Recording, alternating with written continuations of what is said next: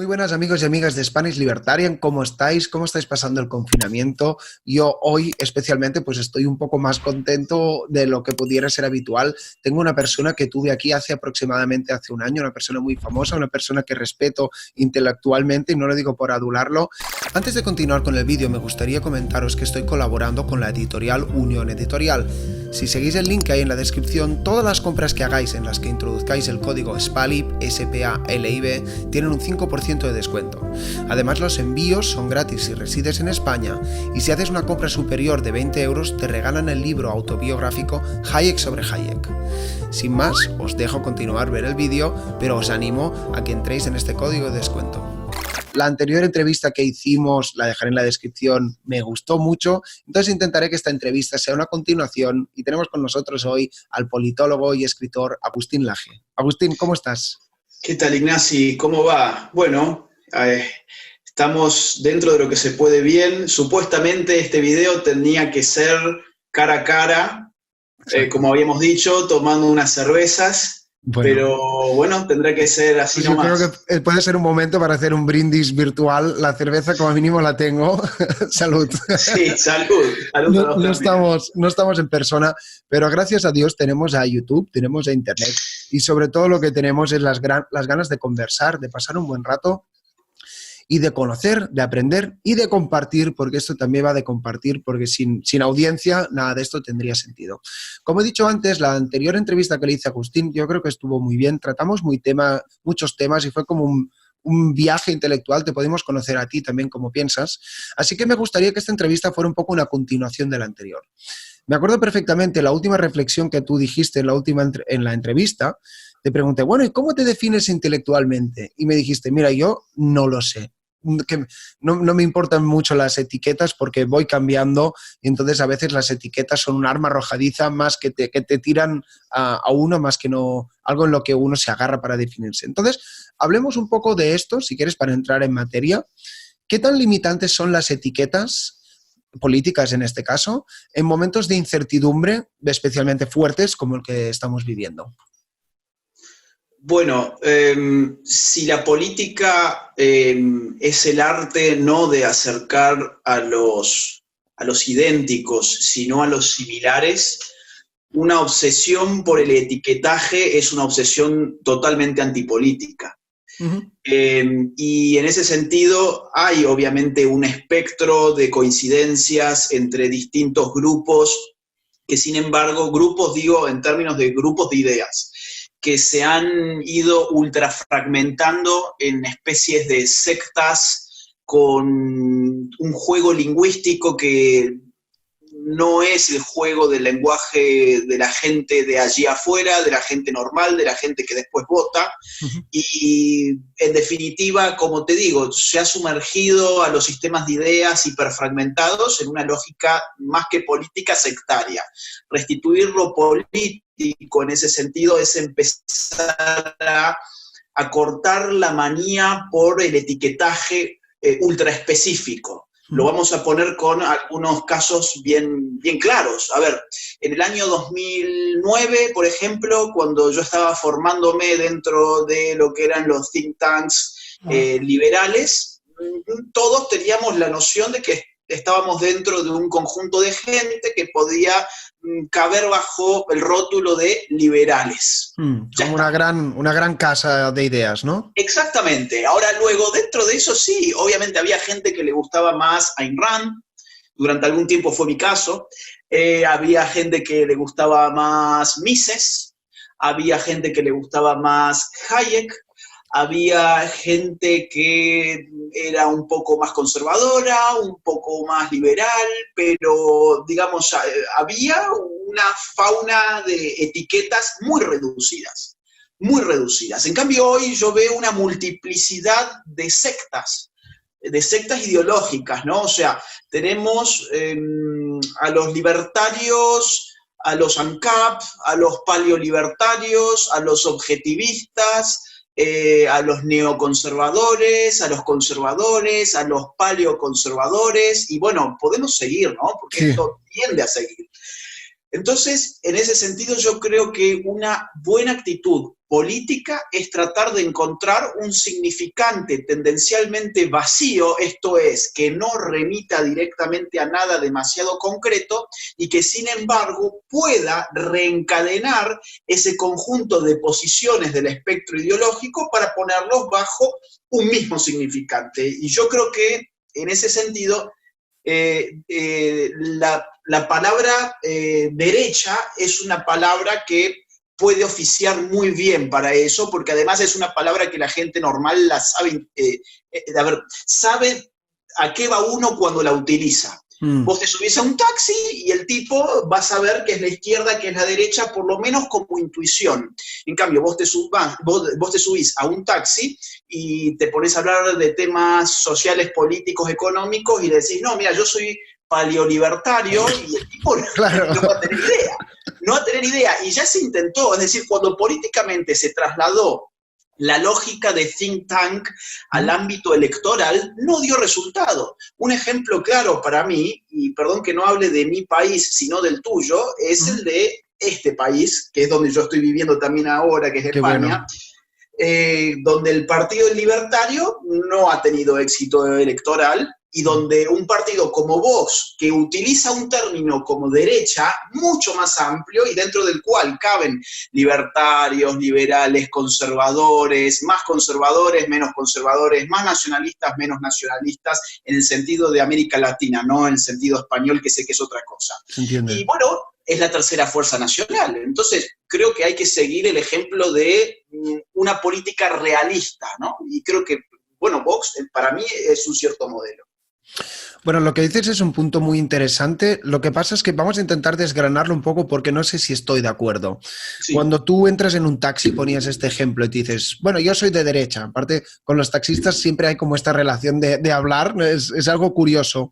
Me da la sensación que uno puede entender, esta persona es liberal, es conservadora, está a favor de la propiedad privada, mercados abiertos y cierto tradicionalismo, vamos a decir, o también hay como un ala quizás más reaccionaria, incluso fascista, te pueden tildar que eres, no sé, un racista o que legitimas a Mussolini o a, no sé, a Franco o a Hitler, ¿no? Para que entendamos estas dos fuerzas. Sí. Entonces, ¿qué pasa con el concepto de la derecha, ¿no? Porque suscita significados, que puede que incluso sean contrapuestos. ¿Hay alguna manera de cambiar esa tendencia?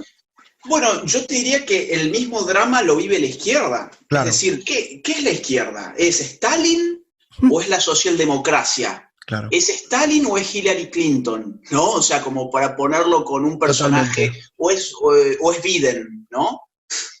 ¿Es Biden o es Sanders? Bueno, ¿es Chávez o es, qué sé yo, el PSOE aquí mismo? O los países nórdicos de Europa también. O son los países nórdicos de Europa, exactamente. Hay una elasticidad que remite justamente a lo vacuo de la palabra. Por eso yo te dije, derecha es un significante tendencialmente vacío. ¿Esto qué significa? Que más que un contenido es un contenedor. Es una caja. Dentro de esa caja caben muchas cosas. Muchas de esas cosas tienen que ver entre sí y hay que reunirlas y hay que tratar de que todo lo que esté dentro de esa caja tenga que ver, tenga puntos de contacto reales. Entre los conservadores y los liberales hay muchos puntos de contacto reales. De hecho, sus intelectuales han conjugado muchas veces ideas tomándolas unos de otros. En el caso de los conservadores, por ejemplo, Roger Scruton ha tomado mucho de la escuela austríaca, a su vez la escuela austríaca ha tomado mucho de Edmund Burke, de Michael Oakeshott y de otros conservadores, etc. Hay una reciprocidad intelectual enorme, Alexis de Tocqueville, etc. Y entonces, claro, ahora dentro de esa misma caja, por razones históricas, hay otro tipo de derecha, que es una derecha que te puede remitir, por ejemplo, a Mussolini, te lo puede remitir a Hitler, y ahí el problema, yo creo que una cierta solución la ha dado Mises y la ha dado después Hayek, cuando han hablado sobre la idea de pensar en individualismo y colectivismo, y bajo estas categorías necesariamente tenemos que sacar de esa caja a la expresión nazi, por ejemplo, y reubicarla en otra caja que es la de lo, colectivista. Ujú. En donde, bueno, con un criterio de raza se confunde, por ejemplo, con un criterio de clase, con un criterio de género, etcétera. Yo creo que es una salida. Otra salida es directamente hablar de una nueva derecha, como la izquierda ha hablado desde los 60 de una nueva izquierda para despegarse de lo que en ese momento ya veían venir, que era la inminente caída del modelo del socialismo real, y empezaron con todas estas revueltas del 68, Marcuse a la cabeza, etcétera. Entonces sí, tiene problemas lo que yo digo. Yo no digo que es una solución mágica, pero digo que es políticamente viable. Y hace falta todo un trabajo cultural para pulir ese término tan impreciso que es lo de la derecha, para pulirlo, así como la izquierda ha pulido ser de izquierda. Bueno, me va muy bien este punto porque era la siguiente pregunta. Vamos a decir que estamos de acuerdo en el término derecha como continente y no como contenido. Entonces, un poco, ¿cuáles son los actores, un poco ya lo has dicho al final de la respuesta, que tienen que estar en interacción o que tienen que capitalizar este cambio hegemónico, vamos a decir? Políticos, intelectuales y pensadores, gente que está en la cultura, el taxista que mencionábamos antes. ¿Cómo hacemos para darle esa forma a esta palabra derecha? Y un poco, ¿cuáles son los resultados que a ti te gustaría ver? No hablo ni de España ni de Argentina. Sé que esto es una discusión un poco teórica, pero ya me entiendes. Sí, claro. Bueno, si la derecha pretende ser nueva, debe reconstituirse no solamente como espacio en el cual quepan sus distintas expresiones, como los conservadores, los libertarios, los ANCAP, los paleolibertarios, etcétera, etcétera, etcétera, sino que además debe remitirse a los temas nuevos, a los temas del momento. Y en ese sentido yo veo que la derecha vieja, por decirlo así, sigue peleando batallas culturales y políticas que no son las de hoy, y seguimos usando una terminología incluso muchas veces vieja.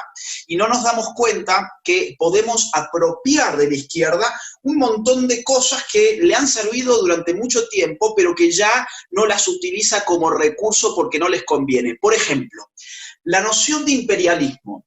La noción de imperialismo fue una noción muy utilizada, por ejemplo, por Lenin. Y por todo ese marxismo, leninismo que ha llegado, bueno, Che Guevara, Fidel Castro, Chávez, el antiimperialismo. ¿Por qué nosotros, la derecha no elabora un discurso antiimperialista en un momento en el cual está latente el peligro, ya no de un Estado-nación, sino de un mega-Estado global? Que esos son precisamente las organizaciones internacionales que cada día obtienen más poder y son menos controladas por los individuos, porque nadie sabe muy bien quién está allí adentro, cómo se selecciona a la gente, de dónde sale su sueldo, que sale de los estados, por lo tanto de los contribuyentes, claro, cómo nos condicionan en nuestras legislaciones. Cuidado con este punto porque es vital. Lo que une, por ejemplo, a los patriotas, a los libertarios y a los conservadores es, entre otras cosas, una sana reacción contra estos esquemas de poder que están en este momento cooptados por toda una progresía. Entonces, ¿por qué no ponemos sobre la mesa un discurso antiimperialista que denuncie el imperialismo de estas organizaciones internacionales que nadie está controlando de manera directa, en términos culturales, por ejemplo, en términos políticos, en términos jurídicos? Te pongo otro caso. La izquierda hace rato ha abandonado el concepto de clase social y evidentemente ha sido un concepto fundante de lo que la izquierda es decir, claro, es el concepto sobre el cual se despliega toda la teoría de Marx. Claro, el individuo está enclasado, ¿no? Al final. Exactamente. Y mirá, a ver, te lo voy a dar con un ejemplo de cine que mucha gente lo ha visto, el Joker, la película esta con Joaquín Phoenix, bueno. Vos sabrás que a la progresía estadounidense, a la izquierda estadounidense, le ha caído bastante mal la película porque la víctima era blanco, hombre, heterosexual. Claro, y en el fondo lo que ponía en cuestión la película, sobre todas las cosas, más allá del estado mental, era la condición de clase. El tipo era de una clase baja, digamos, dentro de los esquemas de estratificación yanquis, el tipo estaba entre los pobres, para los cánones yanquis, ¿no? Y vos fíjate cómo la clase ya no hace mella en el discurso de izquierda, sino que hay otras variables. Blanco, hombre, heterosexual. Como este youtuber de aquí, de España, Sí, que tío lleva Blancotero. un nombre así, ¿no? Claro. Entonces, digo, algo que hace bien Vox, a mi juicio, es tratar de empezar a hablarles a esas clases relegadas y mostrarles cómo una economía de libre mercado, con un gobierno limitado, con menos impuestos, con menos gasto público, con un control digamos, a quién ingresa en tus fronteras nacionales para no tener un drama como el que está teniendo Chile, por ejemplo, como el que tiene Perú, como el que tiene Argentina, como el que tiene, bueno, no voy a hablar de acá, pero en fin. Y hay mucho voto de clases obreras, por ejemplo, que se desplazan rápidamente hacia la derecha. ¿Por qué razón? Bueno, por los problemas migratorios, en el cual la izquierda dijo, me voy a poner más bien del lado de la migración ilegal antes que de las clases obreras, y ahí ha quedado un espacio de representación política, ¿no? Entonces, lo que vos me estás consultando, yo te diría eso, mis esperanzas son esas, que haya una nueva derecha, pero nueva de verdad, ¿no? O sea, nueva en sus discursos, en sus palabras, en sus reivindicaciones, una derecha que apunte a un contexto histórico específico que es este, que de paso sirve para sacarse el lastre de viejas expresiones de derecha como el fascismo, el nazismo, etcétera, ¿no? Bueno, muy buen punto. Seguimos reflexionando en torno a este tema que me gusta mucho. Te estaba recomendando antes de la entrevista las charlas que hace Ben Shapiro en Sunday Special, y de hecho a todos los oyentes también los recomiendo. Y el tipo tenía una charla también con John Stossel, que es un periodista libertario muy importante en Estados Unidos, y llegaban un poco como a la conclusión, uno siendo libertario y el otro siendo conservador libertario, de que quizás las ideas libertarias sí que están calando quizás en el tejido social americano, ¿no? De la generación Z, que ya no es millennial, dejar a la gente en paz, ¿no? Y que la gente también valora mucho la individualidad, pero quizás los conservadores están entendiendo lo que dice Ben Shapiro, que es the social fabric, que es como el tejido social pudiera ser la palabra. Es decir, el conservador entiende, y yo creo que estarás de acuerdo, en que las instituciones, como puede ser la familia o la religión y demás, son muy importantes para justamente desestatalizar al individuo, ¿no? Entonces, a ver, si sé que exactamente no es una pregunta, ¿no? Pero ¿qué no estamos haciendo los libertarios, que siempre hablamos del individuo, como un ente flotante que no termina de existir en la realidad? ¿Y qué están entendiendo los conservadores, que incluso te diría yo, están haciendo más por el liberalismo que los mismos libertarios? Bueno, vos has tocado el punto medular de mi problema de indefinición, porque justamente ese es el gran punto. Claro. Ese es el gran punto. Ese es el gran punto que a mí me hace oscilar entre... Mira, yo escribí un ensayo que ganó un premio en México en Caminos de la Libertad hace muchos años, que se llamaba Apología del Individuo. Y yo hoy pongo mucho en cuestión mucho de lo que ahí escribí, porque creo que hay un gran problema de entronizar tanto a personajes de ficción, ¿no? Ese individuo en el cual el liberal cree no existe. Ese individuo en el cual es una suerte de reflejo de un Robinson Crusoe, o es Galt de la rebelión de Atlas, es un personaje que no existe. ¿Se me escucha? Perdón, porque se ha perdido, creo. No, se entendió. Hacía referencia a Ayn Rand y demás. Sí, ok. Entonces, a ver, acá hay un gran problema, que es que reducir lo que el hombre es a su condición individual genera sus riesgos, que es reivindicar sin darse cuenta una inmediación del Estado sobre el individuo. Porque si no hay más que individuos y gobierno, eso significa que no hay ningún tipo de filtro que se haya formado espontáneamente entre el gobierno y el individuo. Y eso significa que el poder o está todo de un lado el anarcocapitalismo es eso, en cierta forma, o el poder está todo en otro lado, que es, bueno, son los modelos de izquierda en general. Entonces, lo que yo creo que agrega el pensamiento conservador es algo muy importante, que es decir, no, cuidado, no todo es o individuo o Estado, sino que entre el individuo y el Estado existen formaciones sociales espontáneas, y esto es Hayek, esto es la fatal arrogancia, básicamente, como lo es la familia, como son las iglesias, cuidado, esto también es Adam Smith, como son los clubes, las asociaciones civiles, las asociaciones de caridad, bueno, en fin, que hacen a una vida en el cual el individuo pueda ser libre dentro de esos marcos comunitarios que generan una red de contención que lo protegen del Estado y sus formas de regular la vida, que es a través de la ley. Entonces, por ejemplo, si nosotros tuviéramos solamente a los átomos individuales frente a la maquinaria de poder estatal y nada entre estos dos,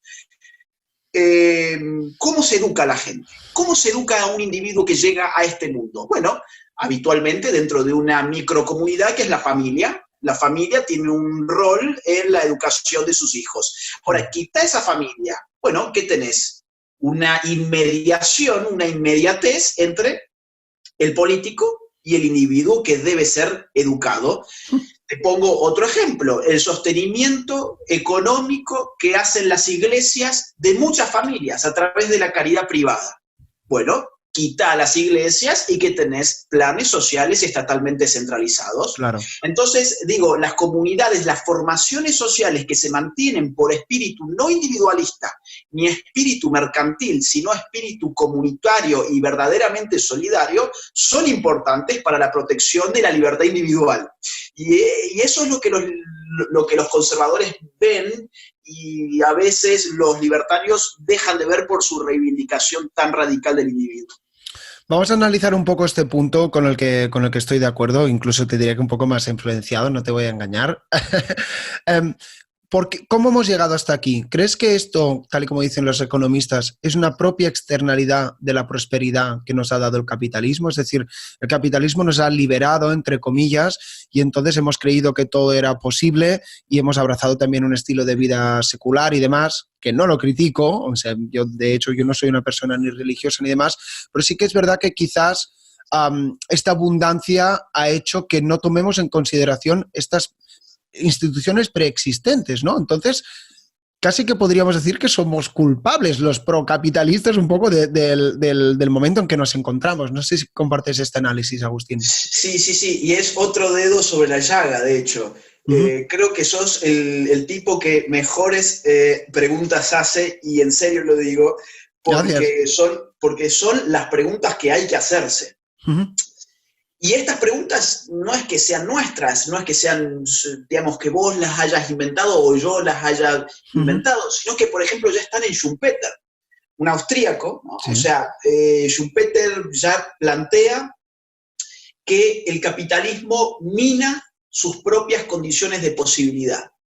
El capitalismo genera una situación socioeconómica cultural en la cual, por un lado, carece de intelectuales por razones estructurales que han visto todos, o sea, en el caso de Mises, las biopsicológicas, en el caso de Nozick, las biosociológicas, en términos de lo que genera la educación escolar sobre la mente del individuo. Hayek la vio de otra manera también. Ayn Rand escribió un libro para el nuevo intelectual, etc. O sea, este problema atraviesa todo el pensamiento liberal actual y de los últimos casi 100 años, te diría yo. Y esto lo vio Schumpeter. Y Schumpeter dice, sí, efectivamente, si vos combinás lo que genera un sistema que, valga la redundancia, genera riqueza, pero que no tiene detrás de sí una cultura, una moral, un sistema de ideas claro y gente que lo defiende, y que al mismo tiempo arrasa con todas las relaciones sociales que no sean o estatales o mercantiles, lo que vas a tener es esto. Lo que vas a tener es esto. Es un problema de un sistema que mina sus condiciones de posibilidad en, por ejemplo, gente que milita contra el capitalismo a través de su iPhone último modelo. Gente que hizo tendencia nacional en la Argentina hace muy pocos días, un hashtag que era "el capitalismo es el virus", y ese fue la tendencia nacional de 24 horas en la Argentina, tendencia por Twitter, ¿no? Entonces sí, el sistema de alguna forma va minando sus condiciones de posibilidad porque no genera incentivos intelectuales para defenderlo, sino todo lo contrario, lo que vende es atacar al capitalismo. Fíjate Zizek, Slavoj Zizek, no sé si lo ubicás, un filósofo rockstar de la izquierda. Bueno, el tipo agarró y dijo, se viene el fin del capitalismo con la pandemia del coronavirus, y se generó todo un auge de gente que debatía su tesis, toda la gente hablando de que Zizek dijo que el fin del capitalismo, y a los 2 días apareció su nuevo libro que se llama Pandemia, digamos, y que trata toda esta tesis de 120 páginas, que te lo vende a 3 euros, ¿eh? O sea, acá hacen plata los que atacan al sistema, no los que lo defienden. Claro. Y entonces, sí, estamos en una situación... Bueno, es una jugada muy inteligente por su parte, ¿no? Sí, lo más curioso es que Zizek llama a imaginar un nuevo sistema económico, pero no imagina para vender sus libros algún sistema de distribución que no sea a través del mercado capitalista que ataca. Ya. A ver, ser revolucionario es un gran negocio, ¿no? Y eso lo genera el propio capitalismo, y esto lo vio Schumpeter. Sí. Bueno, ya sabemos que ser coherente pues no da réditos económicos precisamente. Seguimos indagando en este tema, el tema medular un poco que estamos tratando. Entonces, a ver cómo crees que pudiéramos como reformular o reestructurar o volver a dar vida, digamos, a este tejido social que incluso te diría que no tiene tendencia política. La familia, las instituciones, las agrupaciones vecinales, la agrupación de amigos de la petanca, del ajedrez, la caridad privada que se puede dar desde la iglesia hasta en páginas web como GoFundMe, cosas así. ¿En qué estado de salud lo ves? No sé si en Argentina o en España o en general. ¿Y cómo hacemos que este tejido se vuelva a tejer? Porque al final no nos olvidemos, o sea, eso es el enemigo del Estado, eso es lo que el Estado al final quiere copar para que, como bien decías tú, haya individuo, Estado y todos los entes intermedios pues sean algo anecdótico casi. Mira, yo veo la situación muy, muy mal, y creo que es sintomático lo que está pasando con lo de la pandemia ahora. Vaya. Te lo voy a poner con un ejemplo. A mí me ha sorprendido muy gratamente ver en el edificio en donde vivo que alguien puso en la puerta, hacia adentro, una nota en la cual ofrece a la comunidad de los vecinos que vivimos en este mismo edificio. ¿Se me escucha? Porque creo que se cortó. ¿Se me escucha? Perdón. Se te escucha. Hola, ¿se me escucha? Sí. Digo, te lo pongo con un ejemplo. Vi el otro día en el edificio una nota que alguien puso en la puerta del lado de adentro, en el cual se ofrece gratuitamente, no es un intercambio mercantil, no es un espíritu capitalista, sino comunitario, ofrece hacer las compras de la gente mayor, ofrece sacar la basura de la gente que no puede sacar la basura en estos tiempos de crisis, se ofrece, ¿no? Bueno, fíjate entonces si lo comparamos con lo que vemos todos los días por las redes sociales, que no suele ser esa la actitud de la gente. De hecho, la actitud de la gente suele ser más bien un moraleja de remitir a una orden estatal, ¿no? El quédate en casa es un yo como individuo ordenado por el Estado, asumo esa orden de quedarme en casa y de alguna forma la exhibo queriendo dar una suerte de mensaje moral, pero no hay una articulación en el tejido, digamos, real de lo solidario. No es realmente estoy haciendo algo positivo, sino que negativo, ¿no? O sea, me estoy absteniendo. Me abstengo porque el Estado me pide que me abstenga, por ejemplo, de salir de mi casa. Ahora, algo que contribuya a una suerte de bien común, diríamos, bueno, muy poco se ve. Entonces, ¿esto qué abre la puerta? Abre la puerta a que al final de la pandemia las palmas y la gloria por habernos salvado a los que nos salvemos, si es que nos salvamos de todo esto, ¿quién va a ser? ¿Quién va a ser? El Estado, evidentemente, y organismos internacionales que también ya están poniendo en marcha toda una narrativa, todo un relato para decir esto pone una vez más de manifiesto que lo que ha fallado es el mercado, porque hay dos formas de articular a la sociedad, o por el mercado o por el Estado.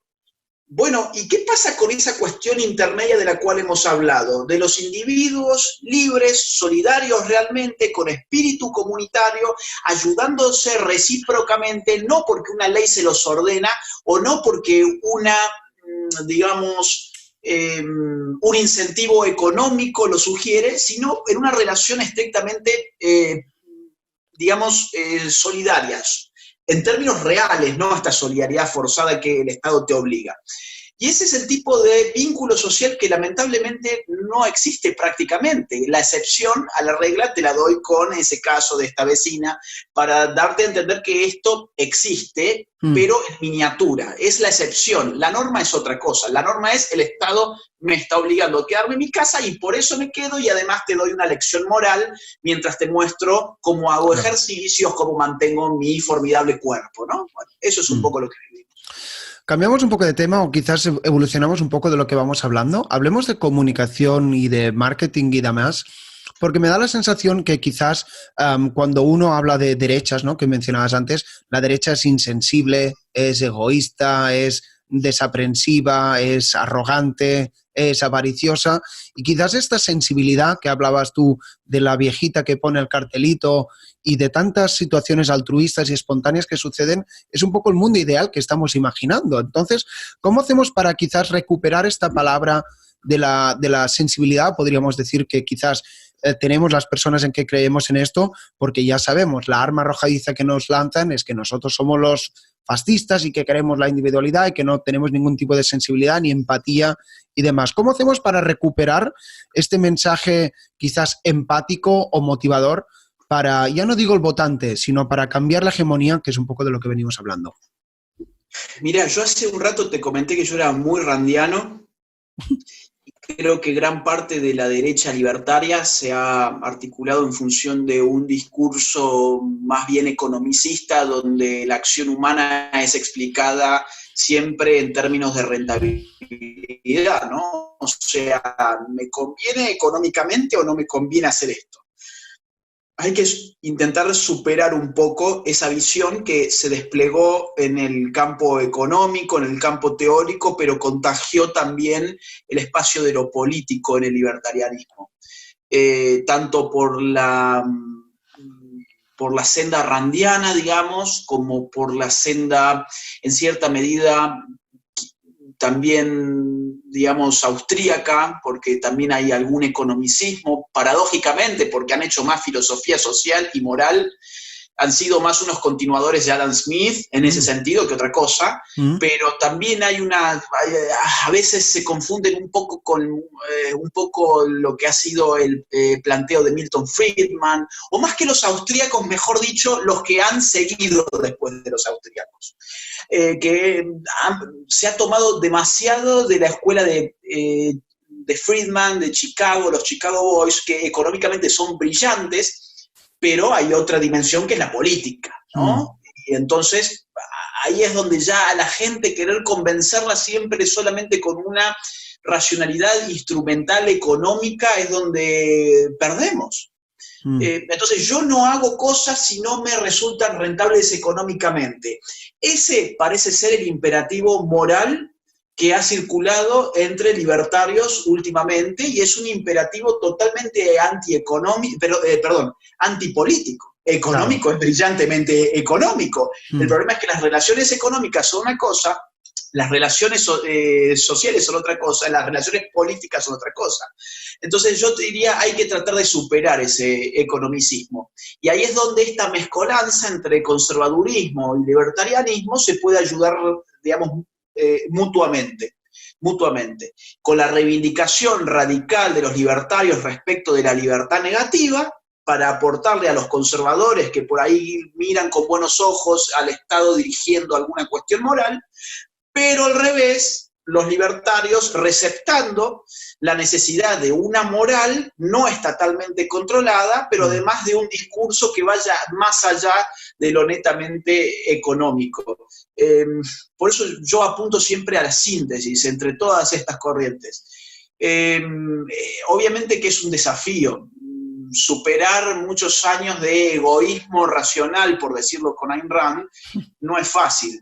Pero la política lo exige. La política vista como servicio a los demás, que además se supone que opera por leyes que no son económicas, sino que son electorales, lo exige. El realismo político exige pensar en el otro, no simplemente en términos de oferta-demanda, ¿no? Claro, claro, pero yo te estoy escuchando, Agustín, y a ver, yo, entre comillas, solo he militado, aunque no milito en nada, ¿no? En el movimiento libertario, no sé si eso también lo adolece en otros movimientos como en la izquierda o demás, un tema de egos, que igual es algo que no se está hablando tanto. Veo que en el movimiento liberal o libertario hay mucho purismo, hay muy poca practicidad y un poco estos conocimientos políticos, culturales, pues es algo, ¿no? Para los progres y para la gente que son socialistas y demás.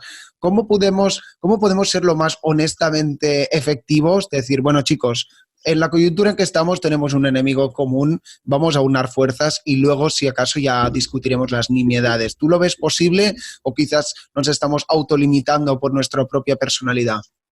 Bueno, lógicamente yo te diría, hay un problema de egos en todos los espacios donde existen grupos humanos. Sin duda. Es decir, el problema del ego, de la egolatría, de el poner el yo por sobre absolutamente cualquier tipo de proyecto común es algo bastante frecuente en cualquier grupo humano, no solamente en los libertarios. La izquierda está lleno de egos y de este tipo de conflictos también. No vamos a pensarnos que ellos son los altruistas y que ellos son los solidarios, porque eso en efecto no existe.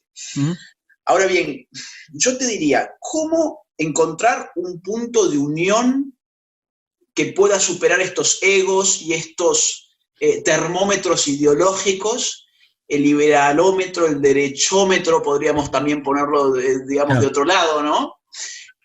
Yo te diría, mirando la historia, y ese es un problema también. Yo recién hice referencia a nuestro excesivo interés por lo económico en detrimento a veces de otras dimensiones de lo social, y una dimensión ciertamente fundamental de lo social es la historia, porque no hay sociedad que no se despliegue sobre un contexto histórico. No hay una sociedad fuera del tiempo.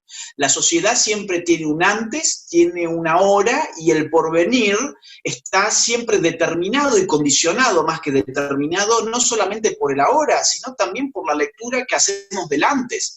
El problema del libertarianismo, en este sentido, no creo que los conservadores tengan este problema, pero los libertarios creo que en gran medida sí, es que no conciben un antes, sino que dentro del relato teórico que los caracteriza, hay un ahora en el cual yo me quiero libre y hay un mañana en el cual inexorablemente el mundo avanza en pos de que uno sea más rico, que viva más, todo este mito del progreso, ¿no? Que nos estamos dando contra la pared con ese mito.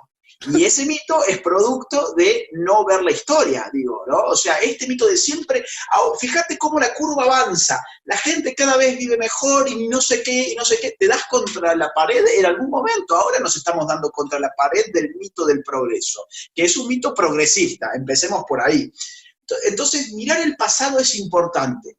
Y si miramos el pasado, vamos a encontrar que cuando el mundo ha sido más económicamente libre, cuando ciertos países han sido más económicamente libres, es cuando al poder han llegado de la mano liberales y conservadores.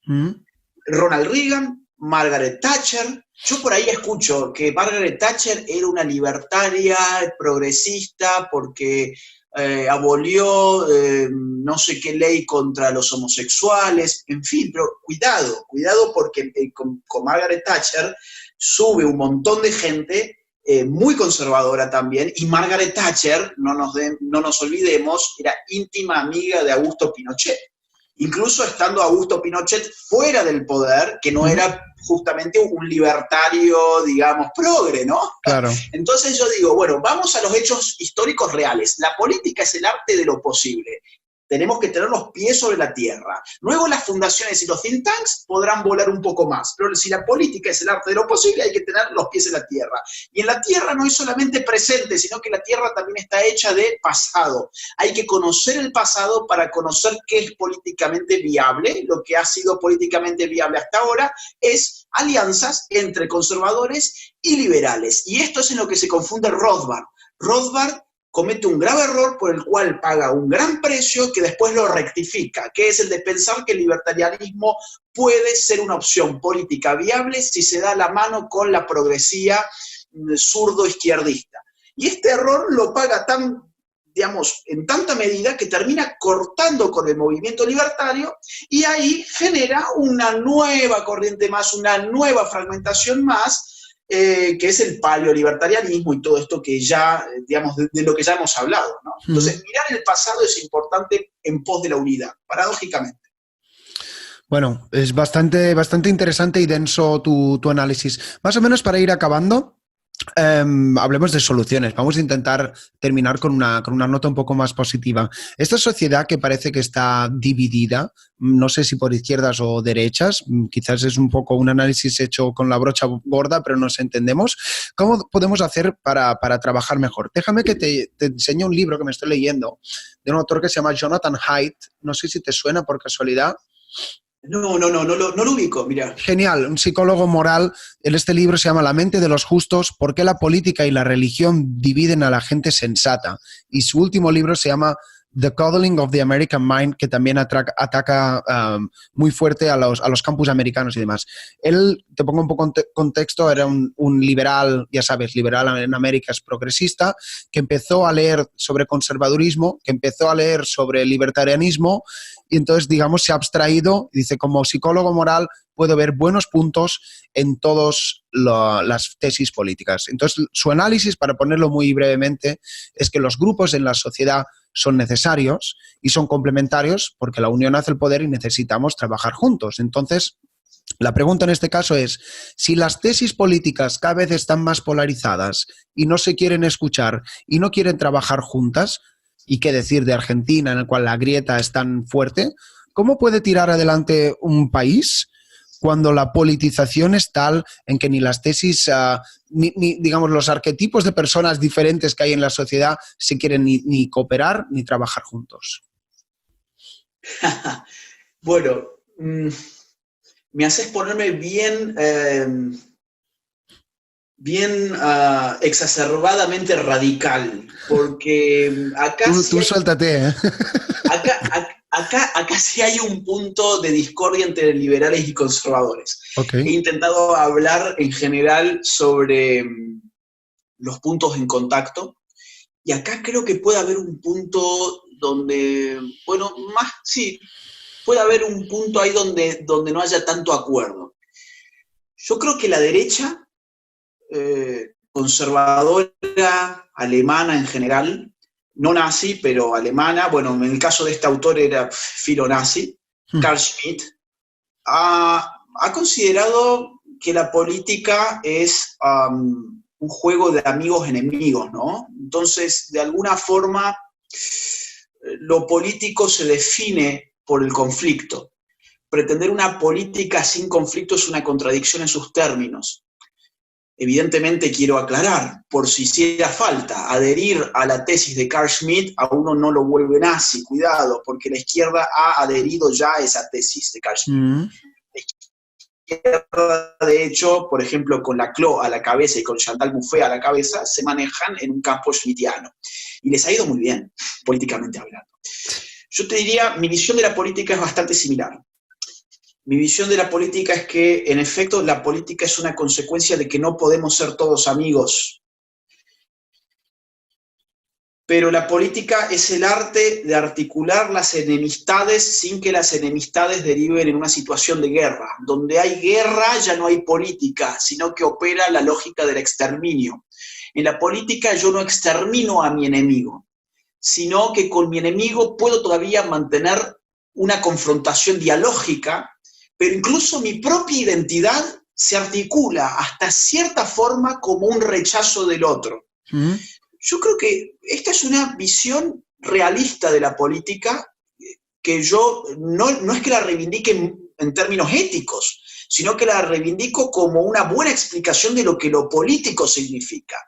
Y hacerse cargo de que la política no es unirnos todos en armonía, paz, amistad y amor, sino que en la medida en que haya política es porque previamente hay conflicto, es a partir de lo cual nuestras identidades políticas conscientemente se pueden configurar.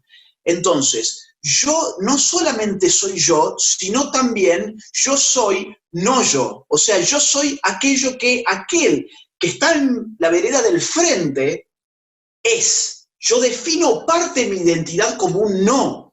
No solamente en mi yo individual, sino en esa cadena política equivalencial que yo organizo entre liberales, conservadores, patriotas, etcétera, etcétera. Con lo cual, no solamente nuestros puntos de contacto que anuden esta cadena, sino buscar los puntos de conflicto que nos distancian de un ellos que a su vez redunde en una solidificación de nuestra identidad como nueva derecha. Con lo cual el conflicto es un espejo de lo político. Yo no creo que sea superable el conflicto. Sí creo que hay magnitudes de conflicto y hay magnitudes en las cuales no son sanas. Por ejemplo, cuando hablamos de una fractura social como la que ha tenido la Argentina, por ejemplo, con el tema aborto, hace menos de 2 años, evidentemente ese es un nivel de conflicto que ha fracturado la sociedad y no es casualidad que se haya reflejado en una ultrapolitización de ese tópico en particular, porque la política en definitiva es un efecto del conflicto que trata de manejarse sin caer en la guerra. Bueno, en fin, son algunas ideas, ¿no?, que me vienen ahora en función de tu pregunta, y yo veo a veces, por eso digo, creo que los conservadores asumen esta idea de lo político como una imposibilidad de la amistad plena, y los liberales que plantean a veces la política más como consenso que como conflicto. Mi contrapunto sería el siguiente: si hay consenso es porque hubo negociación, y si hay negociación es porque antes hubo una disputa, hubo un conflicto. Entonces la política, aún siendo consensual, es reductible a lo conflictual. Entonces, entiendo tu lo conflictual, punto. incluso en el consenso, es inevitable. Entiendo tu punto, pero vamos a dejar un poco temporalmente la política y centrémonos quizás en lo que sería la sociedad civil, y más o menos ya vamos terminando esta entrevista. Te vuelvo a mencionar a Jonathan Haidt y demás, porque su punto, y de hecho su punto en su último libro es, y vaya, tú eres víctima de eso. Entonces, hablando de división, ¿no? ¿Qué pasa cuando en una sociedad no es que no haya diferentes opiniones, sino que unas voces quieren callar a las otras? Está pasando en los campus americanos desde hace 2 o 3 años, que es poco tiempo, en que los profesores empiezan a tener miedo de los alumnos y los alumnos actúan como bullies, ¿no? Ahora no me sale la traducción, que te pueden denunciar, acoso, te pueden denunciar, te pueden echar de tu universidad, y qué decir de que se inviten a personas como tú, como Ben Shapiro, en charlas, las quieren boicotear, crean espacios seguros, locuras así. Entonces, digamos, entiendo tu análisis de conflicto y consenso, pero ¿qué pasa cuando ya no podemos ni escucharnos ni cooperar?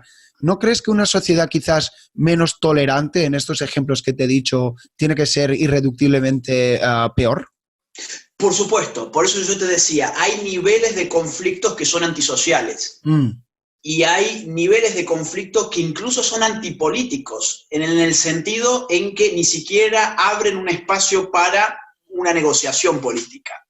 Y yo creo que, por ejemplo, el espacio seguro es el safe spaces, como le llaman allá, sí, es un ejemplo claro de un espacio que ha cerrado toda posibilidad de modificación política. Vos tenés 2 formas de evitar lo político. Uno, la guerra, que no es una situación estrictamente política porque ya el exterminio es su lógica. Claro. O tenés la censura total, que no es una situación política, sino al revés, es antipolítica, porque la política es una discusión, y donde hay una pura censura no hay diálogo. Entonces, la política es un juego de conflicto dialógico. O sea, queremos un consenso, porque hubo un conflicto. El safe spaces, o el espacio seguro, es la idea de decir, culturalmente nosotros hemos llegado a esta instancia donde definimos lo que es políticamente correcto y además cristalizamos en reglas institucionales y espacios geográficos establecidos aquella cerrazón de lo político que impide la modificación de las variables que determinan el discurso mismo de lo políticamente correcto. Entonces, efectivamente, este planteo incluso es antipolítico, es antisocial, es antiliberal, obviamente. Es antipolítico, antisocial, antiliberal. La sociedad no puede escapar a un cierto conflicto, pero cuando el conflicto se exacerba demasiado, la sociedad está en riesgo. ¿Por qué aparecen estas reglamentaciones que cierran el conflicto en una no negociación que se traduce en un no diálogo? Yo estoy de acuerdo con lo que vos me decís y con lo que este psicólogo, que no he leído, pero ya voy a buscar su libro, lo voy a pedir que me lo manden por internet porque las librerías lamentablemente se no abren, lo voy a leer porque está súper interesante. De modo que yo en verdad no sé si estoy respondiendo bien porque no conozco el libro, pero son las ideas que a mí me surgen ahora. El Safe Spaces no es un no conflicto, sino que es la cristalización de un conflicto en una hegemonía total y cerrada. Claro. Y donde no hay posibilidad de reabrir ese conflicto, porque si abriéramos ese conflicto, te echan de la universidad, te sancionan, te mandan la policía ideológica. Algo muy similar pasa con los llamados discursos de odio, con estas instituciones antidiscriminación, despolitizan al máximo un conflicto volviéndolo incomunicable. Y eso es un gran problema, porque se vuelve antipolítico. Bueno, lo que yo te puedo decir ahora sí para ir cerrando es que creo que liberales, libertarios, conservadores, incluso yo creo que hay gente en la escena liberal en Estados Unidos que es como progresista, porque también abraza valores del liberalismo clásico que realmente podemos trabajar juntos, y Jonathan Haidt es uno de ellos. No sé si quisieras añadir algo, o quizás te pueda hacer una pregunta personal, o a ver si pudiéramos... Mira, venga, acabemos así. Sí. ¿Cuál sería la conclusión de toda esta charla? Hemos tocado muchos temas: izquierda, derecha, psicología, hegemonías, política, conflicto, cooperación, etcétera. Un mensaje quizás para el oyente, para cerrarlo todo un poco. Yo haría una suerte de esquema final, ¿no? Como para ponerle orden a algunas ideas que hemos dicho. Okay. Yo haría una suerte de esquema que es así. Estamos en una situación en la cual seguirse fragmentando no tiene ningún sentido, sino que al revés es funcional a todo tipo de izquierda. Más socialista, menos socialista. Más progresista, menos progresista. Es funcional. Ellos han aprendido a no fragmentarse. Aprendamos también nosotros a no fragmentarnos. Pensemos políticamente, pero también pensemos culturalmente. ¿Esto qué significa? Significa que hay dos grandes luchas en este momento. Una lucha que es cultural, que es una lucha por ideas, y ahí yo he visto un video tuyo muy bueno que le recomiendo a la gente que lo mire, que es sobre cómo influir con la comunicación a través de Internet. Es un muy buen recetario, ¿no? Como para ver qué puede hacer uno. Hay una lucha cultural que no solamente significa bajar a las masas un mensaje, sino también crear un nuevo mensaje.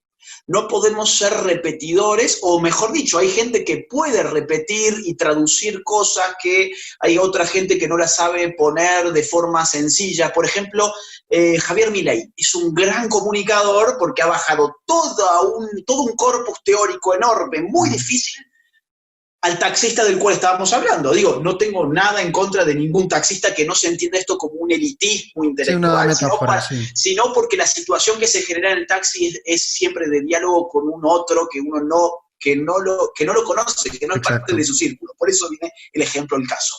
Entonces digo, esa lucha cultural además tiene distintas posiciones, distintos roles, distintas funciones, gente que cree ideas, gente que enseña ideas, gente que simplifica ideas, gente que pone la cara frente a la televisión, gente que pone la pluma para un libro, hay muchas funciones. Y esa lucha es muy importante, pero hay otra lucha que es tan importante como esa otra, que es la lucha política, que es la lucha electoral, en la cual opera otra lógica.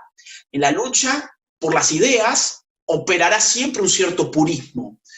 Uno siempre piensa en la idea en términos de lo verdadera que esa idea es, por más posverdad que tengamos. Yo defiendo la idea. En el campo de la política, yo tengo que defender ideas, porque si no soy un inmoral, pero tengo que buscar que esas ideas se traduzcan también en votos. Y ahí es donde, insisto, la política no tiene la misma lógica que tiene una lucha cultural. La lucha cultural aplasta en un debate. La lucha política aplasta en las urnas. Para aplastar en un debate uno necesita buenos argumentos.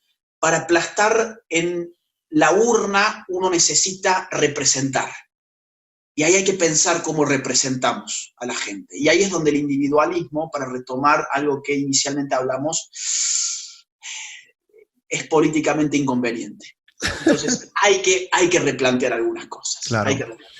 Bueno, agradezco tu sinceridad y si me dejas que añada, también a mí me gustan mucho los análisis de Sun Tzu en El arte de la guerra. Y en El arte de la guerra dice que en las crisis pues también hay oportunidades, a pesar de que sea una obviedad, es importante decirlo. Estamos en una crisis muy importante, los siguientes meses serán muy difíciles. Espero que podamos actuar con inteligencia los liberales, libertarios, derecha, me da igual la etiqueta, para estar a la altura de las situaciones, porque realmente tenemos que estarlo, y yo creo que escuchándote a ti y con charlas así aumentamos un poco nuestra conciencia que puede que esto desencadene una acción. Antes de que cierre, no sé si quisieras añadir algo, Agustín. Agradecerte por todo lo que haces. Soy un seguidor de tu increíble canal, lo sigo desde hace ya bastante tiempo. Y como esto, si me lo autorizás, lo pienso eventualmente subir también en el mío. Dale. Aprovecho la oportunidad para invitar a la gente a que te siga a vos también. Así generamos una bola de nieve y la gente mira muchos otros videos súper interesantes que tenés en tu propio canal. Bueno, cooperación voluntaria, como siempre nos gusta tanto. Agustín Laje, gracias por todo. Creo que hemos pasado un buen rato en el confinamiento, nos hemos abstraído de este aburrimiento un poco que nos está llevando. Y gracias también a vosotros, los que habéis estado escuchando. Recordad que podéis dejar un like, suscribiros y todo esto. Y salud, que te veo con la cerveza. Bueno, yo ya la mía ya me la terminé. Salud para todos. Mucha felicidad y mucha reflexión. Dejad vuestros comentarios y gracias otra vez, Agustín. Cuando quieras volvemos a retomar esta conversación. Ojalá que la próxima vez sea cara a cara. Me voy a tomar un tren para ir a donde vos estás y la próxima va a ser cara a cara. Fuerte abrazo. Saludo. Chau, chau.